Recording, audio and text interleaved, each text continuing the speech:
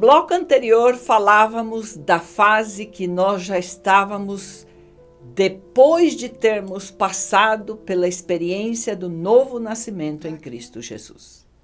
Explicávamos que nascíamos com um decreto de morte, de que não poderíamos crescer e desenvolver-nos, e agora nós entendíamos que sim, eu pude vencer estes decretos da morte física e já tinha conseguido vencer o decreto da morte espiritual.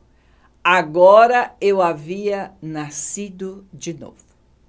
E aunque o relacionamento que eu esperava fosse o matrimônio ideal que eu queria formar para a minha vida, tenha se desfeito, agora, 8 anos depois, eu tinha novamente esta esperança.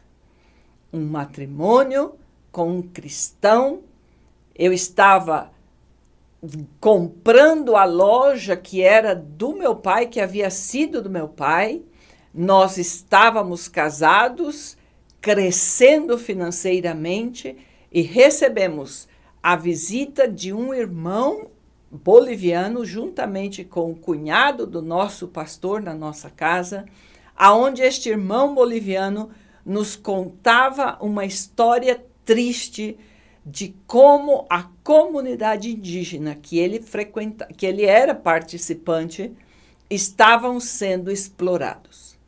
E as necessidades que eles tinham. Imediatamente, nós nos dispusemos a ajudá-los e financiamos toda a construção de uma planta ou de uma fábrica de palmito em conserva. E foi feita uma sociedade onde eles, que tinham os recursos naturais nas suas terras, colheriam este palmito e fabricariam este palmito. E nós daríamos todo o recurso financeiro e ajudaríamos para que pudessem produzir este palmito em conservas e estaríamos encarregados de conseguir as vendas deste produto. Com uma carreta de palmito em conserva pronto e com a negociação feita no Brasil com o grupo Carrefour, nós fomos para que fosse feita a exportação deste produto para o Brasil. E aquele que era o meu marido naquele momento, ele foi e esteve buscando a forma de tirar esta carga da Bolívia e trazer para o Brasil, quando nós nos inteiramos de que, infelizmente, havíamos sido estafados. Nos haviam enganado e eles não tinham o direito de exploração daquele produto, daquele palmito, nas suas terras. E com isto, não havia forma de tirar legalmente esta carga de palmitos que já estava pronta para que pudesse ser entregue aos compradores. Com esta situação, eu também fui até a Bolívia, onde já estava o meu marido, e a ideia era que nós veríamos como resolver isto, porque se não tivesse a forma de resolver, nós voltaríamos ao Brasil para acomodarmos algumas dívidas, porque todo o capital de giro, para instalar tudo isso, nós havíamos feito algumas dívidas e estávamos dependendo da entrega deste palmito para poder reaver dinheiro e fazer o movimento seguir. Quando eu cheguei na Bolívia, com um dia que estava lá, chega a notícia que haviam entrado dentro da loja e retirado as mercadorias que nós tínhamos, que era a garantia que havíamos entregado para o banco, onde havíamos feito a negociação para não estarmos pagando juros e não estarmos preocupados com dívidas de cartão especial, de cheques e de cartão de crédito. Tudo isso nós transformamos em uma só dívida com um juro baixo, mas colocamos a mercadoria como fosse a garantia para este empréstimo.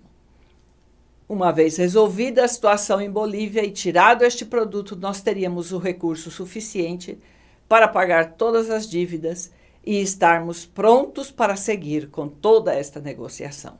O que faria de nós um casal jovem, recém-casado, comprando uma loja que era a herança familiar, inclusive, que meu pai tinha, um legado era isto, e ao mesmo tempo nós estaríamos ajudando toda uma comunidade de 300 famílias e teríamos um recurso financeiro significativo com todas estas negociações. Com a dificuldade de ter este documento para a retirada da carga da Bolívia e com as pessoas que retiraram esta mercadoria de dentro da loja, impedindo que nós tivéssemos a condição de um capital para pagar os provedores, e mais um comentário que foi feito de que nós estávamos fugindo do Brasil e indo para a Bolívia, fugidos para não cumprir com os nossos compromissos com os acreedores. Se imaginarão vocês, os que tinham qualquer dívida com a gente como empresa e o banco que também tinha estas mercadorias e nós éramos os fiéis depositários em relação a esta mercadoria, tomaram suas providências. E os acreedores todos vieram a querer resolver as suas dívidas.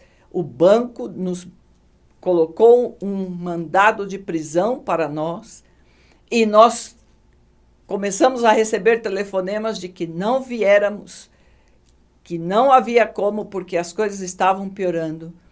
E eu, da minha parte, querendo voltar, o meu marido sabendo que não ia ter como negociar isto sem ter dinheiro, e lá não podendo tirar esta carga que estava pronta e que isto daria recursos suficientes para que nós pudéssemos cumprir com estas dívidas. No meio disto tudo, ele também se colocou numa posição onde a tristeza, o desânimo foi tomando conta, até o momento em que nós decidimos que faríamos tudo o possível e impossível para conseguir reverter este quadro em Bolívia. E assim foi. E eles, como comunidade indígena, puderam ter o direito de explorar o palmito e receberam o certificado de origem que acreditava a eles a poderem tirar o palmito e exportar para quem eles quisessem. Neste momento, quando nós pensávamos, agora se acabaram os problemas e vamos poder resolver tudo, novamente nos chamaram a uma reunião e disseram que já não queriam a sociedade com a gente. E desfizeram a sociedade, ficando somente eles, com o direito de explorar o palmito e vendê-lo, e nós agora ficávamos em um país estranho, sem recursos e sem a possibilidade de seguir trabalhando com esta indústria. Neste momento, as coisas ficaram novamente muito estranhas. Mais estranho quando, a raiz de tudo isto e com muitas coisas que foram passando, este que era o meu marido decide que já não ficaria em Bolívia e volta ao Brasil.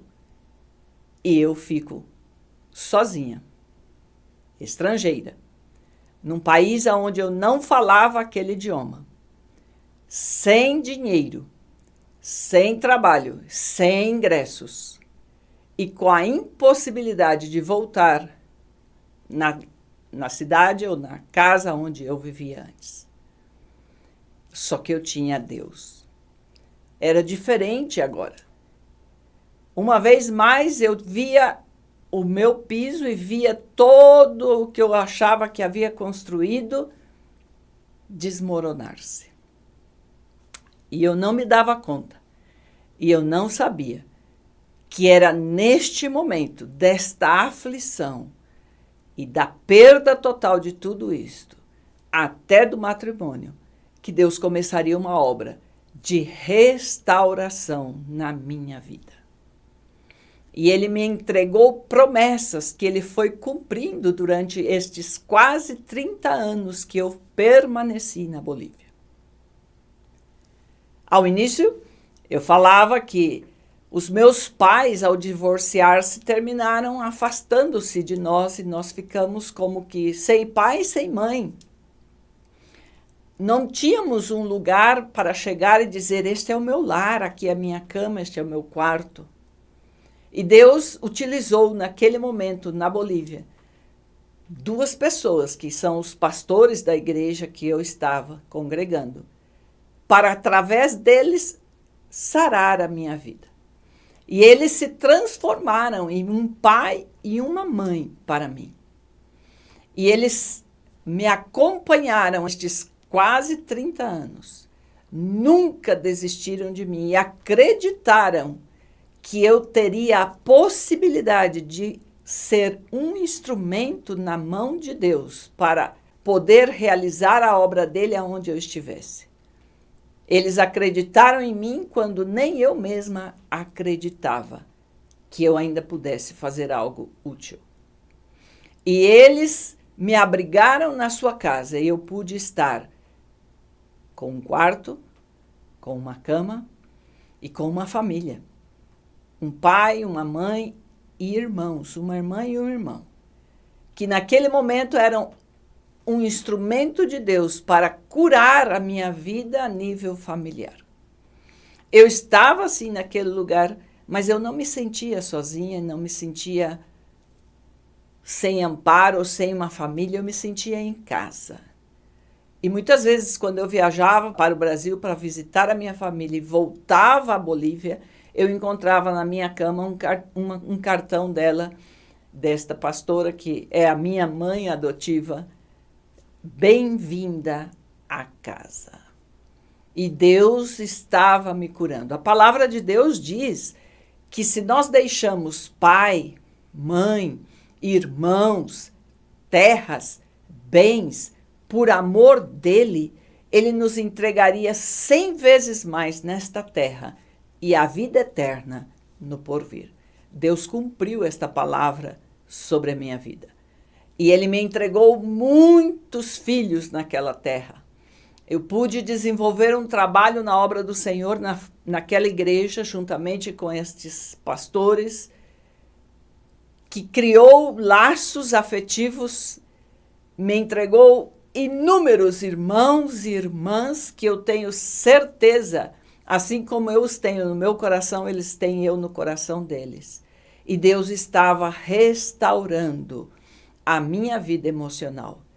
Já havia permitido que eu nascesse de novo, dando um novo espírito, nascendo o meu espírito. Agora ele me curava emocionalmente. E durante estes quase 30 anos, naquele país, longe do Brasil, longe da minha família de sangue, Deus ia trabalhando cada uma das minhas emoções e ia curando as minhas emoções para que eu pudesse chegar um dia onde eu poderia ser instrumento de cura para outras pessoas, até mesmo para a minha família. E assim foi que Deus foi fazendo esta obra e foi realizando isto, e novamente eu estava estável, com casa, com carro, com trabalho, com salário, com reconhecimento, com visibilidade na sociedade por estar em um lugar, numa igreja onde nós tínhamos um trabalho maravilhoso com as pessoas, ajudando também na livraria da igreja, e eu já estava com uma vida acomodada, confortável, estável, e chega novamente o momento de tomar decisão. Aparece outra oportunidade, outra semente que Deus entrega e permite que chegue à minha mão para que eu decidisse se eu plantaria ela ou não no meu coração.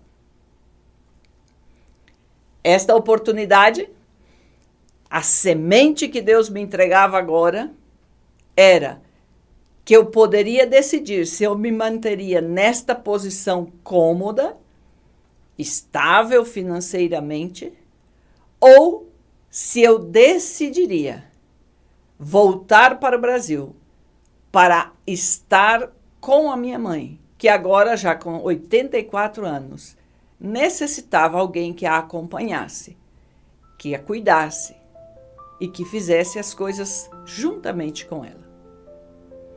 E a Bíblia sim nos aconselha e nos orienta e nos ordena de que nós devemos honrar a um pai e a uma mãe.